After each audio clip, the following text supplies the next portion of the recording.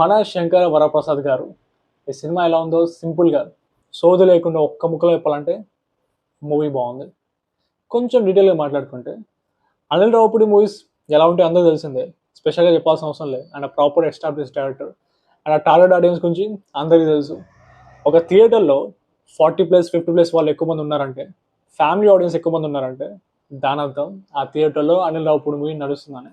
అది చాలా మంచిగా అనిపించింది. ఇప్పుడు ఈ జనరేషన్లో ఓల్డర్ జనరేషన్కి నచ్చే మూవీస్ ఎక్కువ రావట్లేవు, ఇక మీదట రావు కూడా. ఎందుకంటే మనం మొత్తం పాన్ ఇండియా స్టైల్లో వెళ్ళిపోతున్నాం కదా. అప్పుడు ఏమవుతుందంటే ఒక గ్యాప్ ఏర్పడ్డది. ఇప్పుడు మన మూవీస్లో ఒకప్పుడు ఉన్నంత కామెడీ లేదు, సపరేట్గా కామెడీ ట్రాక్ కూడా ఎవరు రాయట్లేదు. మనం ఏంటంటే సేమ్ హాలీవుడ్ స్టైల్లో వన్ జనర్కి స్టిక్ అయిపోతున్నాం. మల్టీ జనర్ ఫార్మాట్ ఉండే ఎంతమంది మనకి, ఇప్పుడు ఆ ఫార్మాట్ తగ్గిపోయింది. సో ఒక ఒక వైడ్ అయితే క్రియేట్ అయిపోయింది అనమాట.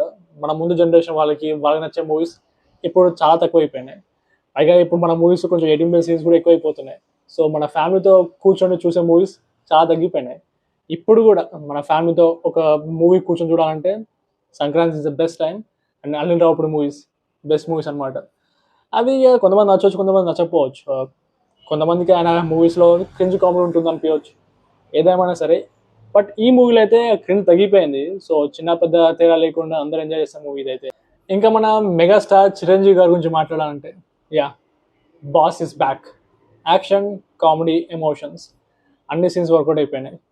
ముఖ్యంగా 70 ఇయర్స్లో కూడా ఆయన ఆల్మోస్ట్ ప్రతి సీన్ని ఆయనే చేయడం ఖచ్చితంగా అప్రిషియేట్ చేయాలి.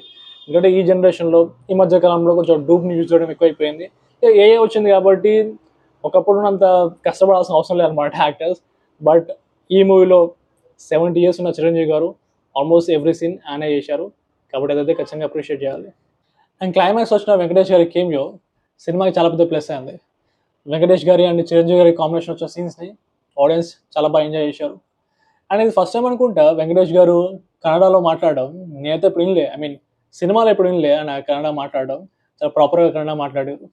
అండ్ సినిమాలో సాంగ్స్ బాగున్నాయి, ఎస్పెషల్లీ మీసాల పిల్ల song and hook step strong. ఎప్పుడైతే థియేటర్లో క్రేజీ రెస్పాన్స్, మామూలు రెస్పాన్స్ కాదు. అప్పుడెప్పుడో చాలా కాలం క్రితం ఒకప్పుడు వింటేజ్ టైంలో ఎప్పుడైతే ఆడియన్స్ సినిమాని చూసేటప్పుడు, ఆయన చిరంజీవి గారి మూవీ చూస్తున్నప్పుడు ఎట్లయితే ఆడియన్స్ రియాక్ట్ అయ్యారో మళ్ళీ ఆ పూర్వ వైభవం వచ్చినట్టు అనిపించింది. క్రేజీగా ఎంజాయ్ చేశారు ఆ హుక్ స్టెప్ సాంగ్ అయితే. అండ్ ఈ సినిమా చూసినాక నాకు అనిపించింది అనిల్ రావుపూడి నాగార్జున గారితో కూడా ఒక సినిమా చేస్తే బాగుండని. ఎందుకంటే ఇప్పుడున్న సీనియర్ హీరోస్లో ఎంతో కొంచెం వెనకబడిందంటే నాగార్జున గారే. ఆయనకి రిలవెన్స్ తగ్గిపోతుంది యంగర్ జనరేషన్లో. ఇప్పుడు రీసెంట్ టైమ్స్లో బాలకృష్ణ గారు అయితే పీక్ ఫామ్లో ఉన్నారు. ఆయన లాస్ట్ 5 మూవీస్ 100 crores దాటినాయి.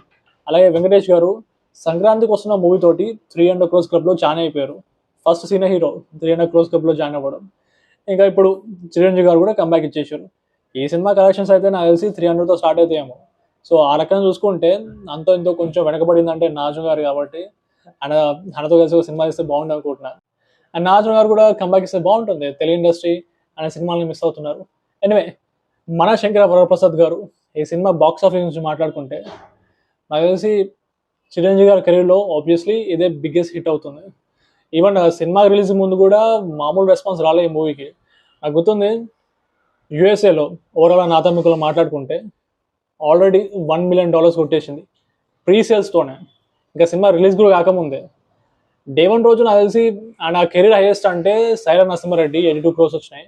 ఆ తర్వాత ఆబ్వియస్లీ ఆచార్య అండ్ ఇంకో ఫిలిం ఉంటుంది, sorry I forgot about that. But anyway ఆయన కెరీర్ హైయెస్ట్, సెకండ్ హైయెస్ట్ అయితే 50+ ఉండే. ఆబ్వియస్లీ ఇది బ్రేక్ చేసి వస్తుంది. నాకు తెలిసి 80 crores కూడా వచ్చేసేమో. ఐ మీన్ మామూలు రెస్పాన్స్ కాదు, అన్ని సెక్షన్ ఆడియన్స్ నుంచి చూస్తారు కాబట్టి చూడాలి మరి ఎంత కలెక్ట్ చేస్తుందో. But as I said earlier, లెక్క 300తో స్టార్ట్ అవుతుంది, ఎంతవరకు పోతుందో చూడాలి మరి. This is guys, see you again.